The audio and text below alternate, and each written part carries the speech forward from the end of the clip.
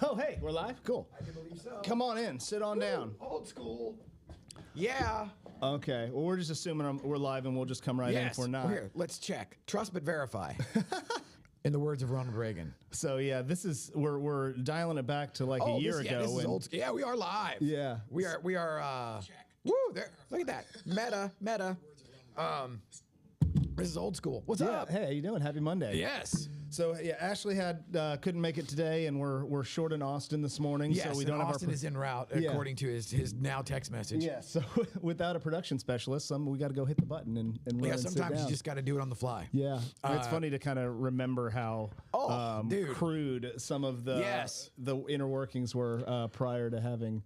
People, having labor, ancillary humans that do a thing. So with the absence of Ashley in Austin right now, I think we're just going to go back and kind of talk a little bit about the studio and riffing on the weekend. Yes. First off, in Plano news, congratulations Amber Glenn for making the Olympics. That's our Plano. How cool Olympian is that? This year. So and cool Roxy Glenn, Roxy had posted that, so I'm assuming that there's some sort of relation there. We got to go dig in and figure out like where. Yes. But that's super cool. Few degrees of separation, what are 7 degrees of Kevin Bacon Kevin type Bacon. of thing. Yeah. So anyway, I was listening to a podcast on the drive-in that was talking about podcasts. So I thought it'd be an interesting thing to kind of riff and talk about. The main part of their discussion was how podcasts have been traditionally thought of as an audio format. Yes. Right? Long form audio. 100%. I remember listening to like Serial, like that. Do you remember about the Baltimore murder? My podcast origin goes back to probably 2006 or 7. Or actually it'd been before that, because I was operations manager at Brook Mays in Mesquite. And my office was the warehouse, but it was a desk in the corner. So I could listen to whatever all day long. And this was back in the day of, so I think I was there from 2003 to 2005.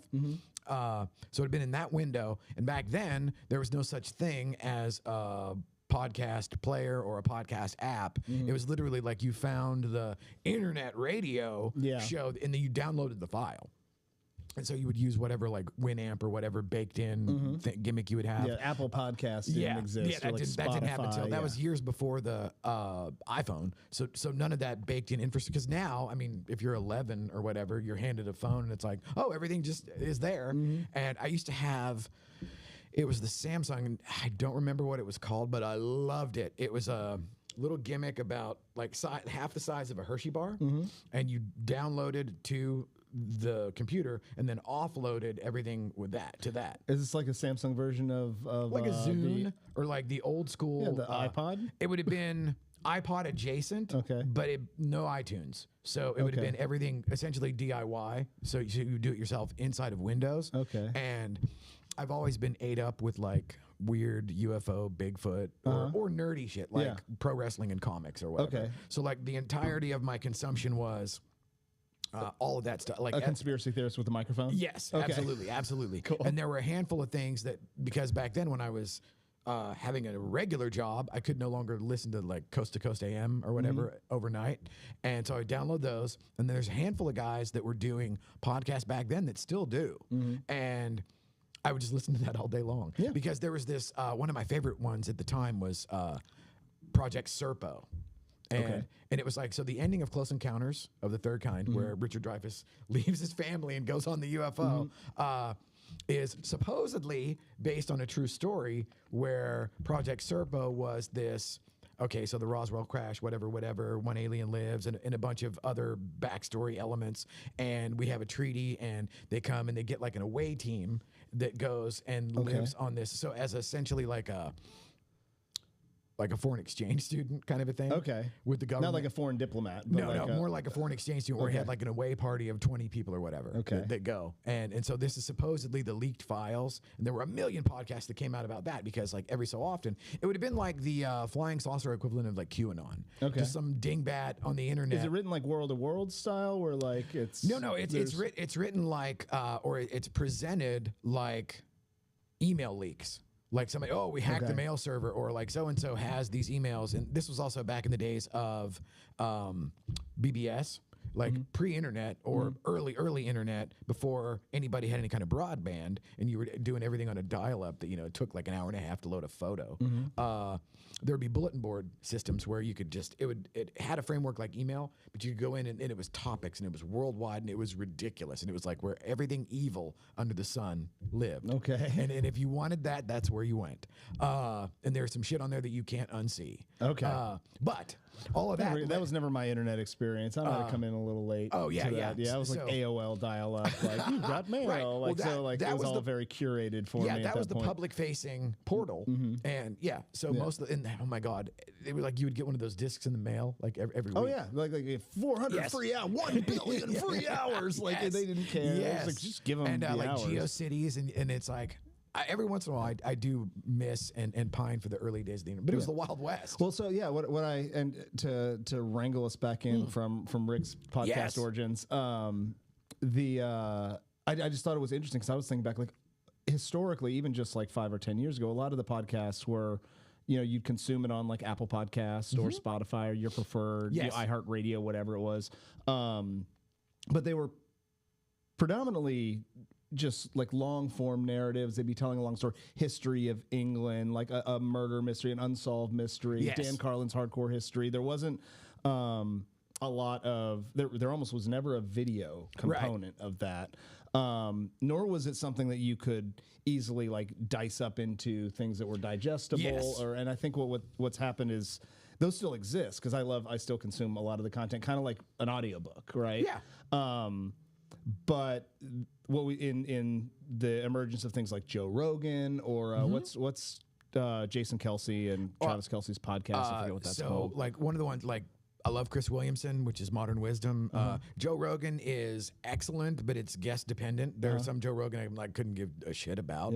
And there are other ones where I'm like, oh no. But there are a handful that I listen to religiously, and they usually focus on either some kind of like mindset or improvement or whatever, but it has to be fascinating and has to be authentic. But originally, like during my origin story era, it was you had to go get them. You had to actually like find somebody that's doing, for whatever reason, because there's no way they monetized any of this stuff.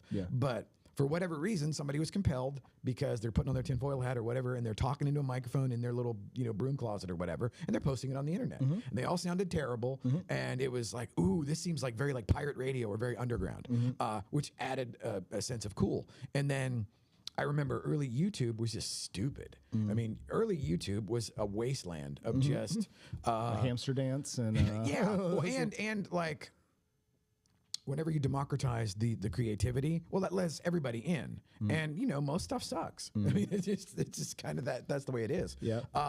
But you had the people that were early adopters just putting stuff out there, and YouTube didn't have the server capacity or the bandwidth to do anything of even like the early Joe Rogan, where it's like them. I don't know if they're in different rooms or they're like sitting on a couch. It just looks like dog shit. It's just terrible.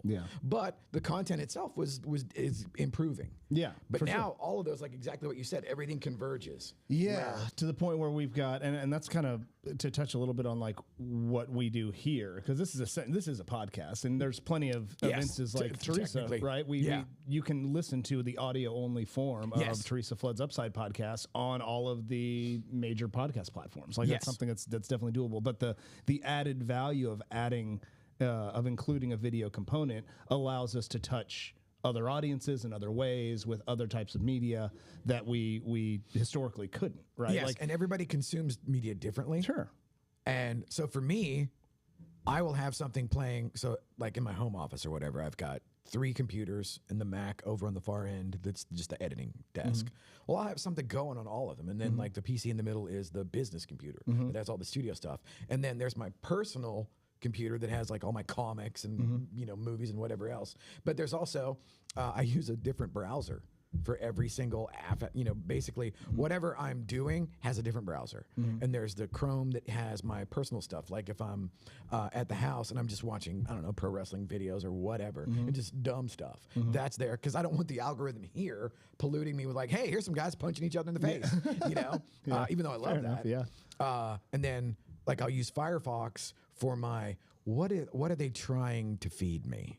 Where it doesn't have I'm not signed in. There's no cookies. So it's just like every day I'm curious, like, okay, what's the narrative? What do they want me to see? And so I do that. And then I'll have my work computers that are completely separate, but I never listen to audio unless I'm in the car. And then I killed Spotify because it really pissed me off because you couldn't delete your history and it would always default.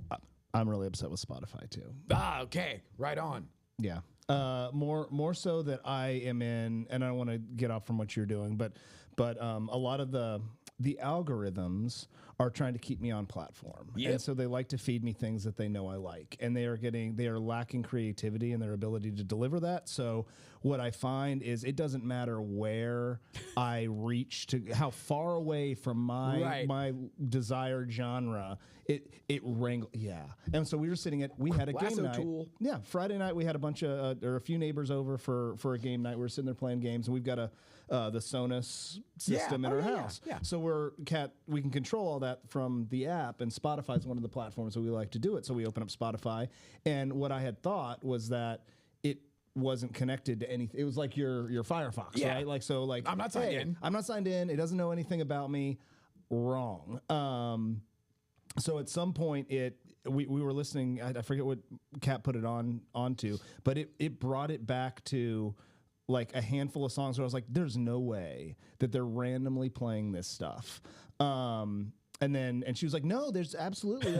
and then it played like a couple like Taylor Swift songs or something that were like clearly like in Kat's like obscure Taylor Swift songs. And she's like, okay, I get it. Like that's not it's not giving us like any, there's just no way to discover new stuff. No. And it's so crazy now because the truth is I love the digital world and I love not having physical media, but I'm also like a 90s pirate.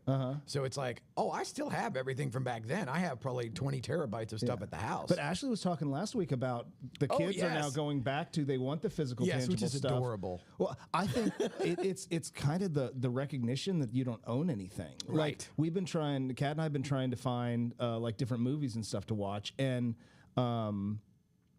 to find one that doesn't have, it's like, oh, it's available here, but you need this upgrade prescription, Hulu plus Paramount plus ESPN connected. It costs $250 to do it, all your subscriptions to get every movie you want. Speaking of the algorithm there, it's like Amazon Prime used to have a dedicated feature that's free to me. And it was literally like you could see, okay, this is the shit that I've already paid for, you know, by way of subscribing. But now they dangle it and they'll pull it away. It's got the little lock in the corner. It's like, oh, I do love Star Trek.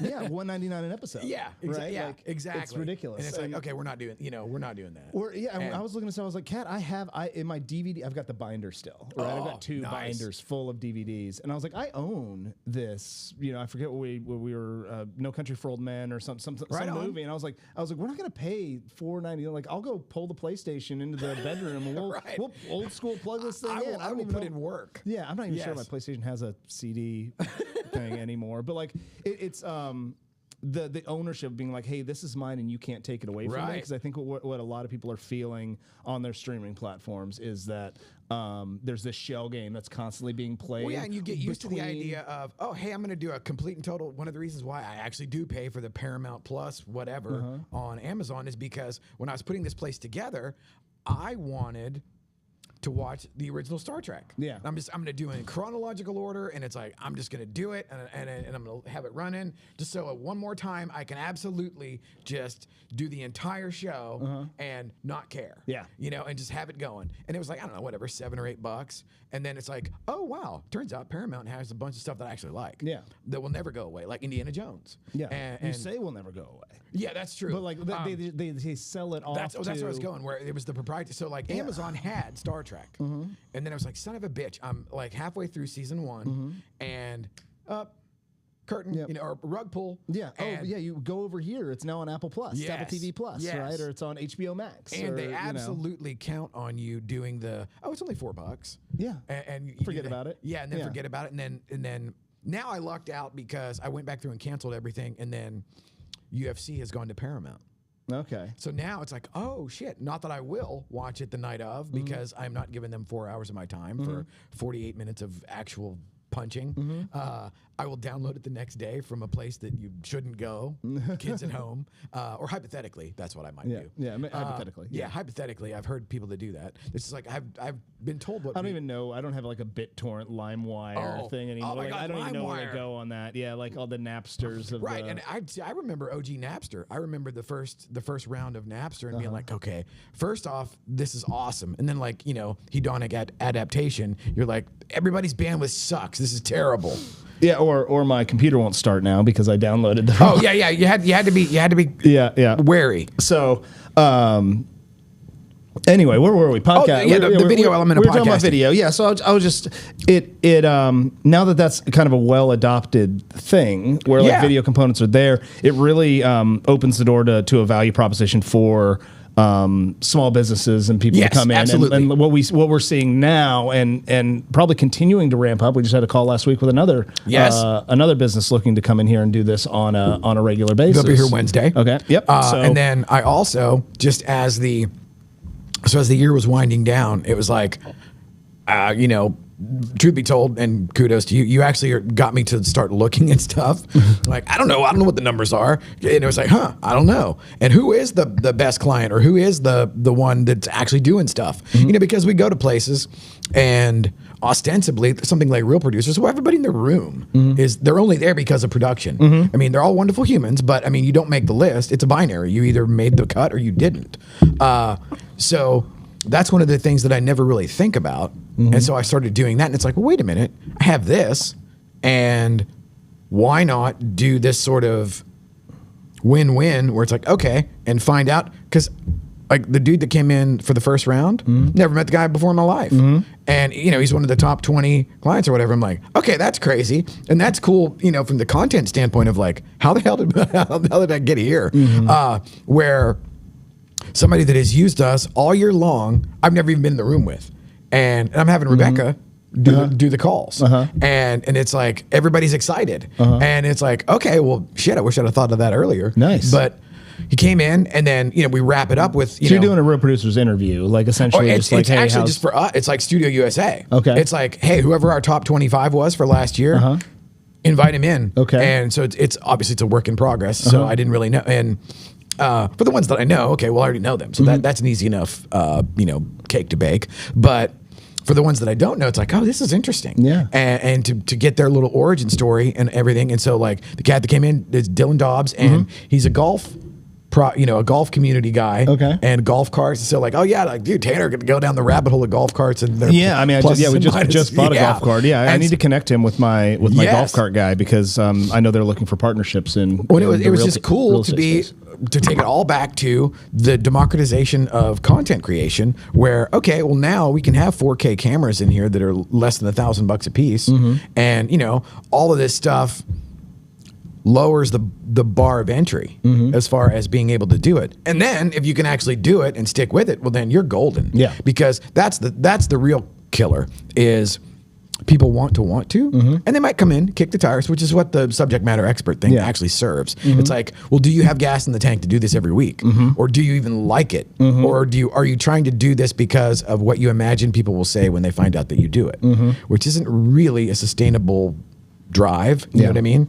But I love it, and I can sit here and blather, but I think this is probably 110 or 11 weeks in a row that we've done something, which it doesn't feel like that, and it gets way easier, and like now I don't even consider the fact that we're live.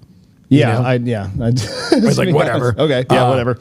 I just think it's interesting because now where the podcast used to be this kind of, for me, and just anecdotally, like used to be this, I would consume it in this kind of long form narrative, driving in the car sort of thing. We're able to repurpose that as the usefulness of it is shifted, absolutely, right? Yes. And where this video components come in, and now we see, like the Joe Rogans, and like that people are used to consuming bite-sized TikTokification. Exactly. So taking those same principles, we can sit down people here and do a lot of that, where a lot of stuff you see on my Facebook page isn't this 30-minute chat, right? Like, who's going to sit here and listen to me blabber on for 30 minutes?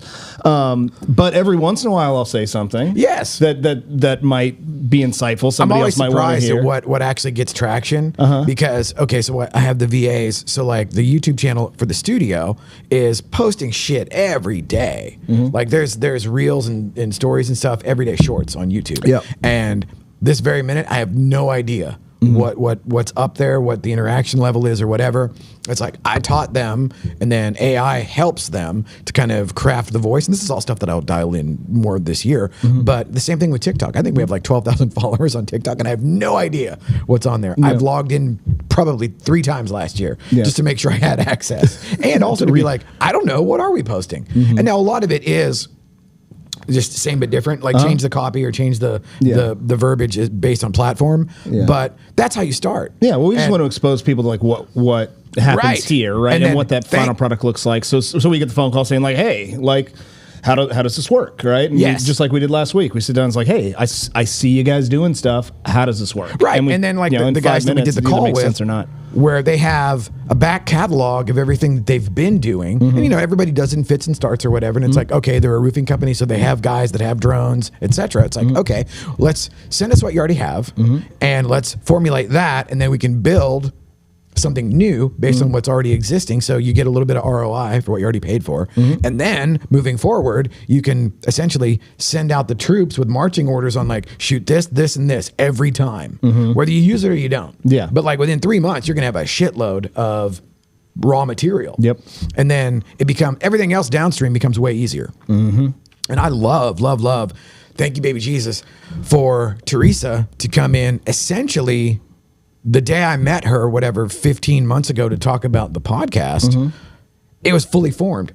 She and Colette had absolutely, totally calcified it into, this is the thing, this is the message, this is the color palette, this is the brand kit, etc., which is perfect. Now, is that ever going to happen again? Probably not. That where somebody just comes in where everything is just, and it's like one of those things where they're like, I don't know, I got this. It's like where they lay down the full house. And you're like, yeah, that's a pretty good hand. Nailed it.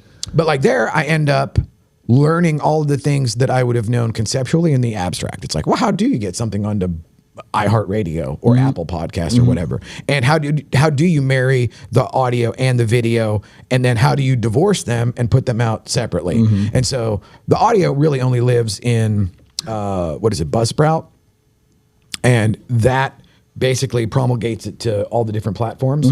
Then I have the audio matched to the video, and then various and sundry things that we do with that. So like her solo stuff, we just carve that up, boom, boom, boom. The long form interviews where she actually is sitting down for 45 minutes to an hour, we'll shoot that 3 cameras, and then I'll have that edited where it looks like a live broadcast, but it's, to be honest, it's too perfect for a live broadcast, because as good as Austin is, and the live switch is just a little delayed. The live switching is it can be like in Austin's top shelf, but if you've got all 3 files and you can literally rewind, because like live is live. There's no going back to like, oh, I should have cut it where he said that thing. But if you have all the files there and you're literally having them in the timeline, okay, well then that gives her long form content, because she's not going live, it's way more polished, and it's in 4K because we're handcuffed to 1080. The 1080 in the live stream, which is still high def by anybody's any stretch, and it still will look kick ass on a phone. But like there where you walked in this morning, it's on a 70-inch TV, and it looks like super crisp. Teresa's there, like a billboard. It's like, oh shit, that actually looks really good. And that makes me feel good, because it's like, okay, this is the finished product in an environment where, well, I'm trying to show it off. You know what I mean? The idea is, and the whole thing behind this visually when you walk in here, if everything's turned on, it's supposed to like punch you in the face and make you think like, whoa. And it does with like when you got the psych wall and the podcast and studio everything going, and all the screens going. All the screens are like, up. There's what, 2, 4, 5, 8. There's 10. There's 10 big screens, or 10 screens and a handful of giant ones that are actually all tied in together. And so it gives an and it's not a big, it used to be a barbershop. So it's not like, oh, you come in and turn the corner and and it's like, no, you come in and if everything's going, it's it's showtime. Yeah, for And sure. I'm excited for 2026 because so many things that have been at different levels of completion or connection are all kind of coming around the barn at the same time. And so we'll have Ann in on Friday. We're going to start the iFinder show, which is it'll be another one, same but different from Teresa. So she won't be going live. It'll be not scripted per se, but certainly a guided directional idea versus just going live and winging it, which is what I like because it just keeps it interesting. So what do you? Okay, so what? So this was not the Be Local Plano show. Yeah, not this. We were just a little shorthanded to pull the Be Local thing together, but that's totally fine because we can just sit down and riff on, my what's God, going I on. love this. Well, I mean, locally, so Kat and I went to the theater. We went to the theater. Yes, I saw that. Which is juxtaposed to the fact that we did 3 Broadway shows the week before. Okay, so this is like local. This is local theater. It was a packed house. So this is the company's the production company that puts it on is called Rover Drama Works. It's a 501c3. Nice. Funded by some local trusts and even funding from I think the arts department in the city of Plano. Okay. They perform this was in the Cox Theater, which is like East Plano off of like Park, kind of near Ye Old Butcher Shop. Do you know what I'm talking about? Yes. So packed house. Probably. I mean, it doesn't seat more than probably 85 people. Under 100 people. Yeah. Let's see. The story was fantastic. It doesn't have the pageantry of of the Broadway show. Yeah, it doesn't have the practical effects and all that. Yeah, but it still keeps you in the story. The sets are fairly simple by comparison, but the story's fantastic and the actors are great. We laughed pretty much the whole time. It was just a funny right on. show. Yeah, that's kick ass. Yeah, if you're interested in theater or supporting the arts or just seeing what's going on with like your local people, I mean, these are all local folks, yes, right? Absolutely. It's theater kids growing up. This is their part-time thing. They're not doing this all the time. No different than like going to Reunion Arena back in the day and you see Aerosmith or whatever, and then you go to a band at the basement or on the rocks or whatever, and it's like the shrunk down local version. Yeah, of that. and it's very charming in that sense. It's actually a good production. I love it. It was really great. I need to go to that. So I love Theater 2 and Theater 3, or Theater 3 and Theater 2 down at the Quadrangle. Then there's the Firehouse Theater in Carrollton, which is another one that's a charity. And then Water Tower Theater in Addison. There's one in Richardson too that on because Coit, I was sitting there talking with a bunch of the folks that come to these a lot. Yes. And they're like, oh yeah, we've got season tickets to this and in Allen and in Richardson. Oh, I didn't know about the one in Allen. Yeah, okay, that's cool. And today, national championships today, but I think I'm going to the Allen Americans where they play at that event center. Oh, yeah. The hockey team. Yes, the hockey team. The All-Star game is being hosted there. So I was at a ribbon cutting for a McDonald's last month. And so let me that's ornate for a So, I said this on the show with Ashley, I think a week or two ago, where I was basically like, yeah, now that we're doing this Be Local thing, I don't get to go to Whataburger anymore. And I was wrong when I said that, because I knew when I said it, like, that's not really what I meant, because a lot of these like big brands have a very local presence behind them. Like, whenever you go to a Whataburger in Saxe, it feels like, oh, I'm in Saxe. Yeah. And some establishments do a better job of like bringing in the community, but I just from when it comes to ownership, like the O'Reilly family owns that McDonald's right there at oh goodness, it's at 121 and like Custer, Coit. It's just opening up somewhere between there. But they own, this is their 25th franchise. Bro. And they've been a member of the Plano Chamber of Commerce for over 40 years. They've been putting these things in North Texas, investing in the community, giving back philanthropically. So sometimes when we see these like big brands come in and we're like, oh, where's our weeding out the local flavor. Like these are local people supporting that have their own way to support the local community. But they've chose to partner with these, a big box brand, there's and like that's Golden fine. Burger that's been in Plano since I know for at least 30 years. Yeah, so I'm not at all protesting any of these big brands. And I feel like I misspoke. Probably nobody caught it, but like I didn't mean to say like we're the Whataburger evangelists are going to come after you.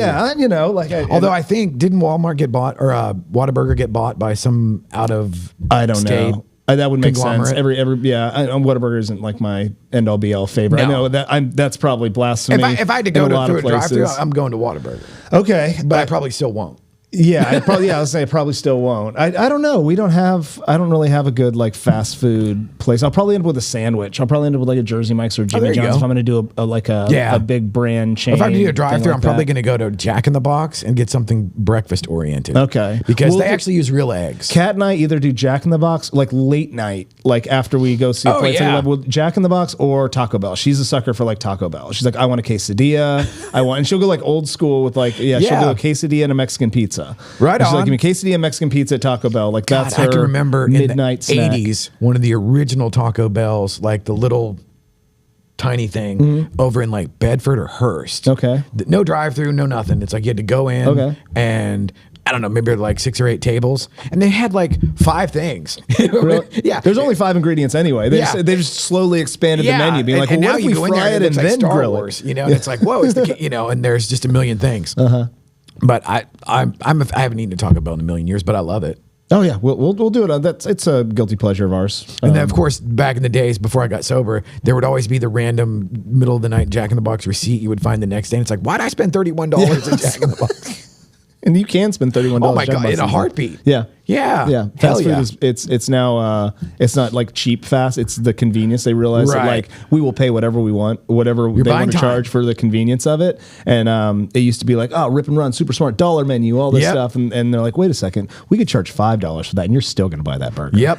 Here we are. I do like the trend on social media where they're like, how did I just spend $23 and I got, 2 hamburgers and there was one about filet of fish. And it was just like this lady was losing her mind because it was like $17 for 2 filet of fish. And I also lose my mind on that. So like I did that to Kat. Like we pull up and I was like, I'd explain the dollar menu to my wife, like 10 years my junior, right? So like she that's didn't awesome. have like that. The dollar menu was the thing, like high school. Okay, like, then now for the UNT faithful out there from the mid 80s. It was a Taco Casa that was directly across from Kerr Hall in Denton. You would get a box of tacos. They were either 19 cents or 29 cents each, and it would be like a box of 10 tacos. And it was like literally if you took and like, when a bartender just does shots down the road. So you just like put up the shelves and you just like meat, cheese, whatever, and then like hand you the tacos. You get those in the middle of the night, just drunker than Cooter Brown.